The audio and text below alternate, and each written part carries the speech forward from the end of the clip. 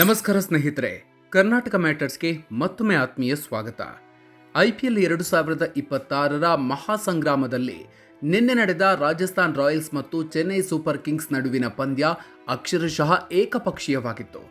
MS Dhoni ಅನುಪಸ್ಥಿತಿಯಲ್ಲಿ ಕಣಕ್ಕಿಳಿದಿದ್ದ ಯುವ CSK ಪಡೆ ಟೂರ್ನಿಯ ಮೊದಲ ಪಂದ್ಯದಲ್ಲೇ ಹೀನಾಯ ಸೋಲು ಕಂಡು ಮುಖಭಂಗ ಅನುಭವಿಸಿದೆ. ಹೌದು, CSK ಪರ ಭಾರೀ ನಿರೀಕ್ಷೆಯೊಂದಿಗೆ ಕಣಕ್ಕಿಳಿದಿದ್ದ ಸಂಜು ಸ್ಯಾಮ್ಸನ್ ಮೊದಲ ಪಂದ್ಯದಲ್ಲೇ ಅಟ್ಟರ್ ಫ್ಲಾಪ್ ಆಗಿದ್ರೆ, ಇತ್ತ ರಾಜಸ್ಥಾನ್ ರಾಯಲ್ಸ್ ಪರ ಕೇವಲ 15 ವರ್ಷದ ಪೋರ ಮೈದಾನದಲ್ಲಿ ಬಿರುಗಾಳಿಯನ್ನೇ ಸೃಷ್ಟಿಸಿ ಚೆನ್ನೈ ಬೌಲರ್ಗಳನ್ನು ಅಕ್ಷರಶಃ ಬೆತ್ತಲೆ ಮಾಡಿದ್ದಾನೆ. ಹಾಗಾದ್ರೆ CSK ಟಾಪ್ ಆರ್ಡರ್ ದಿಢೀರಂತ ಕುಸಿಯೋದಿಕ್ಕೆ ಕಾರಣ ಏನು? ಹಳೆಯ ತಂಡದ ವಿರುದ್ಧವೇ ರವೀಂದ್ರ ಜಡೇಜಾ ಮಾಡಿದ ಕಮಾಲಿಯಂಥದ್ದು. ಕೇವಲ 15 ವರ್ಷದ ವೈಭವ್ ಸೂರ್ಯವಂಶಿ ಸೃಷ್ಟಿಸಿದ ಆ ಸುಂಟರ ಗಾಳಿ ಹೇಗಿತ್ತು? ಕ್ಯಾಪ್ಟನ್ ರಿಯಾನ್ ಪರಾಗ್ ನೇತೃತ್ವದ ರಾಜಸ್ಥಾನ್ ಪಡೆ ಕೇವಲ 12 ಓವರ್ಗಳಲ್ಲಿ ಪಂದ್ಯ ಮುಗಿಸಿದ ಹೇಗೆ?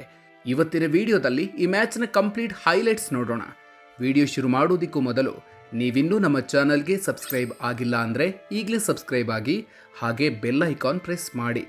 ಆರ್ಚರ್ ಬರ್ಗರ್ ದಾಳಿಗೆ ನಲುಗಿದ CSK, ಫ್ಲಾಪ್ ಆದ ಸಂಜು ಸ್ಯಾಮ್ಸನ್. ಸ್ನೇಹಿತರೆ, ಟಾಸ್ ಗೆದ್ದ ರಾಜಸ್ಥಾನ್ ರಾಯಲ್ಸ್ ನಾಯಕ ರಿಯಾನ್ ಪರಾಗ್ ಮೊದಲು ಬೌಲಿಂಗ್ ಮಾಡುವ ದಿಟ್ಟ ನಿರ್ಧಾರ ತಗೊಂಡ್ರು.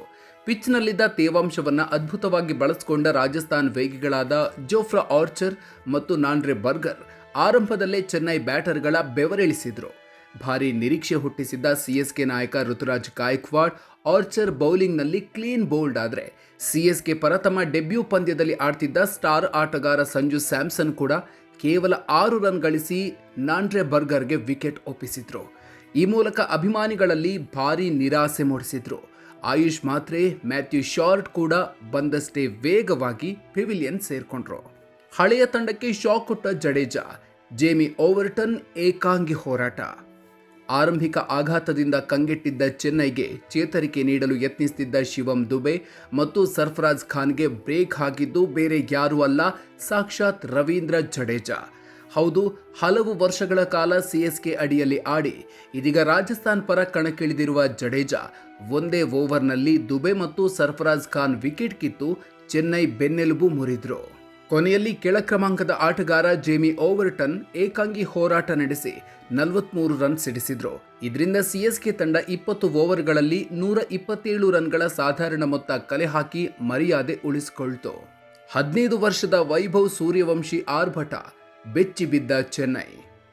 128 ರನ್ಗಳ ಸುಲಭ ಟಾರ್ಗೆಟ್ ಅನ್ನ ರಾಜಸ್ಥಾನ್ ಬೆನ್ನತ್ತಿತು. ಈ ವೇಳೆ ಮ್ಯಾಟ್ ಹೆನ್ರಿ ಎಸೆದ ಮೊದಲ ಓವರ್ನಲ್ಲೇ CSK ಒಂದು ದೊಡ್ಡ ತಪ್ಪು ಮಾಡಿತು. ಕೇವಲ 15 ವರ್ಷದ ಯುವ ಓಪನರ್ ವೈಭವ್ ಸೂರ್ಯವಂಶಿ ಕೊಟ್ಟ ಸುಲಭ ಕ್ಯಾಚ್ ಅನ್ನ ಫೀಲ್ಡ್ನಲ್ಲಿದ್ದ ವಿಕೆಟ್ ಕೀಪರ್ ಕಾರ್ತಿಕ್ ಶರ್ಮಾ ಕೈ ಚೆಲ್ಲಿದ್ರು. ಕ್ಯಾಚ್ ಬಿಟ್ಟಿದ್ದೇ ತಡ ಆ 15 ವರ್ಷದ ಪೋರನ ಬ್ಯಾಟ್ನಿಂದ ಸಿಡಿಲಬ್ಬರವೇ ಶುರುವಾಯಿತು. ಮೈದಾನದ ಮೂಲೆ ಮೂಲೆಗೂ ಸಿಕ್ಸರ್, ಫೋರ್ಗಳ ಮಳೆಗರೆದ ವೈಭವ್ ಕೇವಲ 15 ಎಸೆತಗಳಲ್ಲಿ ಅರ್ಧಶತಕ ಬಾರಿಸಿದ. IPL ಇತಿಹಾಸದಲ್ಲೇ ರಾಜಸ್ಥಾನ್ ಪರ ಅತಿ ವೇಗದ ಅರ್ಧಶತಕ ಸಿಡಿಸಿದ ದಾಖಲೆಯನ್ನು ಬರೆದ. ಕೇವಲ 17 ಎಸೆತಗಳಲ್ಲಿ 5 ಭರ್ಜರಿ ಸಿಕ್ಸರ್ ಹಾಗೂ 4 ಫೋರ್ಗಳ ನೆರವಿನಿಂದ 52 ರನ್ ಚಚ್ಚಿ ವೈಭವ್ ಔಟ್ ಆದ. ಈತನ ಈ ಆರ್ಭಟದಿಂದ ರಾಜಸ್ಥಾನ್ ಪವರ್ ಪ್ಲೇನಲ್ಲೇ ಬರೋಬ್ಬರಿ 74 ರನ್ ಕಲೆ ಹಾಕಿತ್ತು.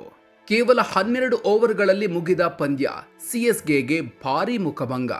ವೈಭವ್ ಔಟ್ ಆದ ನಂತರ ಯಶಸ್ವಿ ಜೈಸ್ವಾಲ್ ಮತ್ತು ನಾಯಕ ರಿಯಾನ್ ಪರಾಗ್ ಯಾವುದೇ ಆತುರ ತೋರದೆ ಪಂದ್ಯವನ್ನ ಸುಲಭವಾಗಿ ಫಿನಿಶ್ ಮಾಡಿದ್ರು. ಪರಿಣಾಮ ಇನ್ನು ಬರೋಬ್ಬರಿ 47 ಎಸೆತಗಳು ಬಾಕಿ ಇರುವಾಗಲೇ ಕೇವಲ 12.1 ಓವರ್ಗಳಲ್ಲಿ ರಾಜಸ್ಥಾನ್ ರಾಯಲ್ಸ್ 8 ವಿಕೆಟ್ಗಳ ಭರ್ಜರಿ ಜಯ ಸಾಧಿಸಿತು. ಇದು IPL ಇತಿಹಾಸದಲ್ಲಿ ಚೆನ್ನೈ ಅನುಭವಿಸಿದ ಅತಿ ದೊಡ್ಡ ಸೋಲುಗಳಲ್ಲಿ ಒಂದಾಗಿದೆ. ಪಂದ್ಯದ ನಂತರ ಮಾತನಾಡಿದ CSK ಕ್ಯಾಪ್ಟನ್ ಋತುರಾಜ್ ಗಾಯಕ್ವಾಡ್, ಆರಂಭದಲ್ಲಿ ಪಿಚ್ ಬ್ಯಾಟಿಂಗ್ಗೆ ತುಂಬಾ ಕಷ್ಟವಾಗಿತ್ತು, ಆದರೆ ನಾವು ಇದರಿಂದ ಪಾಠ ಕಲಿತೀವಿ, ಮುಂದಿನ ಪಂದ್ಯಗಳಲ್ಲಿ ಕಂಬ್ಯಾಕ್ ಮಾಡ್ತೀವಿ ಅಂತ ಹೇಳಿದ್ದಾರೆ. ಇತ್ತ ರಾಜಸ್ಥಾನ್ ನಾಯಕ ರಿಯಾನ್ ಪರಾಗ್ ತಮ್ಮ ಬೌಲರ್ಗಳು ಹಾಗೂ ವೈಭವ್ ಬ್ಯಾಟಿಂಗ್ ಅನ್ನ ಹಾಡಿ ಹೊಗಳಿದ್ದಾರೆ. ಒಟ್ಟಿನಲ್ಲಿ ಧೋನಿ ಇಲ್ಲದ CSK ತಂಡ ಮೊದಲ ಪಂದ್ಯದಲ್ಲೇ ಬ್ಯಾಟಿಂಗ್, ಬೌಲಿಂಗ್ ಮತ್ತು ಫೀಲ್ಡಿಂಗ್ ಮೂರರಲ್ಲೂ ಸಂಪೂರ್ಣವಾಗಿ ವಿಫಲವಾಗಿ ಮುಗ್ಗರಿಸಿದೆ. ಸ್ನೇಹಿತರೆ, CSK ತಂಡದ ಈ ಹೀನಾಯ ಸೋಲಿನ ಬಗ್ಗೆ ನೀವೇನಂತೀರಿ?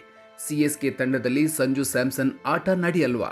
CSK ಬೌಲರ್ಗಳನ್ನು ಬೆಂಡೆತ್ತಿದ ಆ 15 ವರ್ಷದ ಹುಡುಗ ವೈಭವ್ ಸೂರ್ಯವಂಶಿ ಬ್ಯಾಟಿಂಗ್ ನಿಮಗೆ ಇಷ್ಟ ಆಯ್ತಾ? ನಿಮ್ಮ ಅನಿಸಿಕೆಯನ್ನು ಕಾಮೆಂಟ್ ಬಾಕ್ಸ್ನಲ್ಲಿ ತಪ್ಪದೇ ತಿಳಿಸಿ. ಈ ಮಾಹಿತಿ ಇಷ್ಟ ಆಗಿದ್ರೆ ವಿಡಿಯೋ ಲೈಕ್ ಮಾಡಿ, ಪ್ರತಿಯೊಬ್ಬ ಕ್ರಿಕೆಟ್ ಅಭಿಮಾನಿಗೂ ಶೇರ್ ಮಾಡಿ. ಮುಂದಿನ ವಿಡಿಯೋದಲ್ಲಿ ಮತ್ತೊಂದು ಇಂಟ್ರೆಸ್ಟಿಂಗ್ ಮಾಹಿತಿಯ ಜೊತೆಗೆ ಮತ್ತೆ ಸಿಗೋಣ. ಅಲ್ಲಿವರೆಗೂ ನಮಸ್ಕಾರ.